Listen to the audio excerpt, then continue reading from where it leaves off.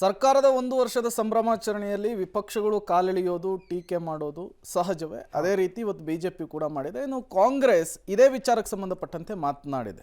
ಒಂದು ವರ್ಷದ ಸಂಭ್ರಮಾಚರಣೆಯ ಸಂದರ್ಭದಲ್ಲಿ ಸಿಎಂ ಸಿದ್ದರಾಮಯ್ಯನವರು ಪ್ರೆಸ್ ಕ್ಲಬ್ನಲ್ಲಿ ಒಂದು ಪ್ರೆಸ್ ಮೀಟನ್ನು ಮಾಡಿದರು. ಲೋಕಸಭಾ ಚುನಾವಣೆಯ ಬಳಿಕ ಗ್ಯಾರಂಟಿ ಯೋಜನೆಗಳು ರದ್ದಾಗುತ್ತೆ ಎನ್ನುವಂತಹ ಬಿಜೆಪಿ ಆರೋಪಕ್ಕೆ ಇಲ್ಲಿ ಸಿಎಂ ತಿರುಗೇಟನ್ನು ಕೊಟ್ಟಿದ್ದಾರೆ.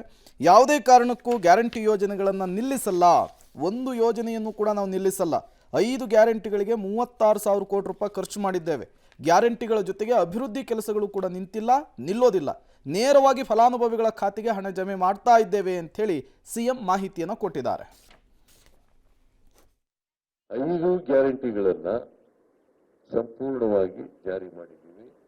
ಇದಕ್ಕೋಸ್ಕರ 23-24ರಲ್ಲಿ ಅಂದ್ರೆ ಒಂದು ವರ್ಷ ಪೂರ ಇರಲಿಲ್ಲ ನಮಗೆ.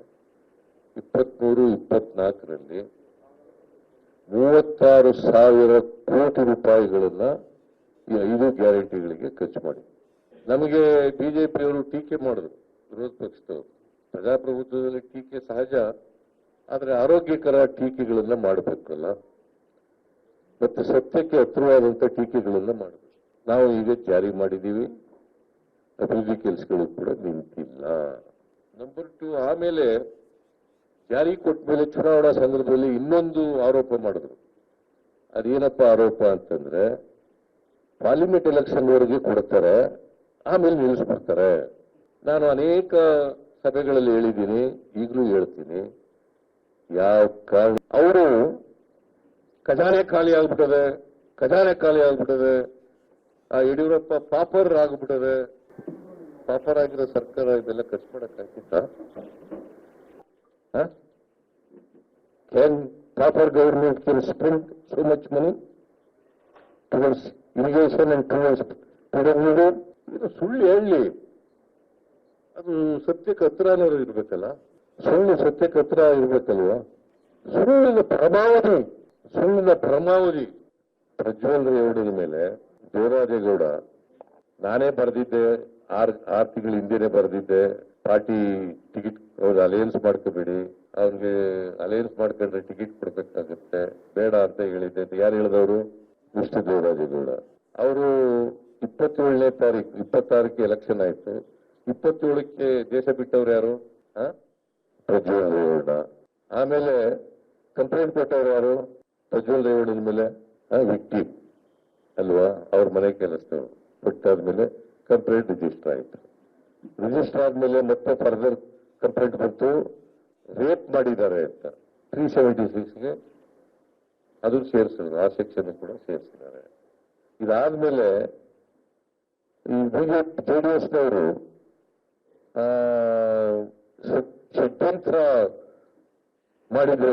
ದೇವೇಗೌಡರ ಕುಟುಂಬದವ್ರ ಮೇಲೆ, ರೇವಣ್ಣನ ಮೇಲೆ ಷಡ್ಯಂತ್ರ ಮಾಡಿದ್ರೆ ಇವ್ರನ್ನ ಯಾಕೆ ಸಸ್ಪೆಂಡ್ ಮಾಡಿದ್ರು?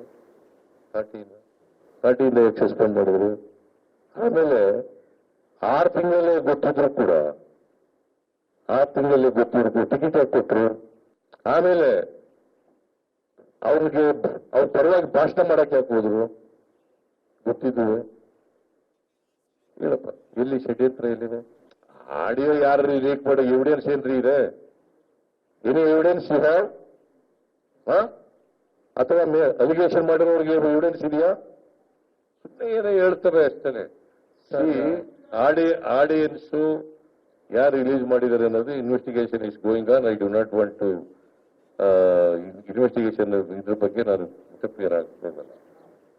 ನಮ್ ಗವರ್ಮೆಂಟ್ ಕಾನೂನು ರೀತಿಯ ಇನ್ವೆಸ್ಟಿಗೇಷನ್ ಮಾಡಿಸ್ತದೆ, ಕಾನೂನು ರೀತಿಯ ತಪ್ಪಿತಸ್ಥರಿಗೆ ಶಿಕ್ಷೆಯನ್ನು ಕೊಡಿಸ್ತಕ್ಕಂಥ ಕೆಲಸವನ್ನು ಮಾಡ್ತದೆ.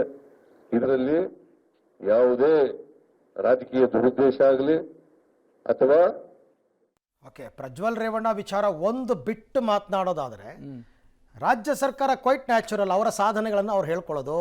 ಅವ್ರು ಎಷ್ಟೇ ಒಳ್ಳೆ ಕೆಲಸ ಮಾಡಿದ್ರು ವಿಪಕ್ಷದವ್ರು ಏನೂ ಮಾಡಿಲ್ಲ, ಸರ್ಕಾರದ ಸಾಧನೆ ಶೂನ್ಯ ಅಂತ ಹೇಳೋದು, ಇದೆಲ್ಲ ಎಕ್ಸ್ಪೆಕ್ಟೆಡ್. ಬಟ್ ಈ ಪೆಂಡ್ರೈವ್ ವಿಚಾರದಲ್ಲಿ ಎಲ್ಲ ವಿಚಾರವನ್ನು ಕಾಂಗ್ರೆಸ್ನವ್ರು ಮಾತಾಡ್ತಾರೆ, ಬಟ್ ಕಾರ್ತಿಕ್ ಗೌಡ ವಿಚಾರನ ಯಾಕೆ ಪ್ರಸ್ತಾಪಿಸಲ್ಲ? ಅದು ಇವರ ವಿಪಕ್ಷದವ್ರಿಗೆ ಎತ್ತಾ ಇರ್ತಕ್ಕಂಥ ಪ್ರಶ್ನೆ. ಬಟ್ ಜನರಿಗೂ ಇದ್ರ ಬಗ್ಗೆ ಅನುಮಾನ ಇದೆ. ನೋಡೋಣ. ಬಟ್ SIT ಅವ್ರದ್ದು ಏನು ಲಾಜಿಕ್ ಇದೆಯೋ, ಯಾವಾಗ ಅವ್ರ ಲೆಕ್ಕ ತಗೋತಾರೋ ನೋಡೋಣ, ವೆಯ್ಟ್ ಮಾಡೋಣ.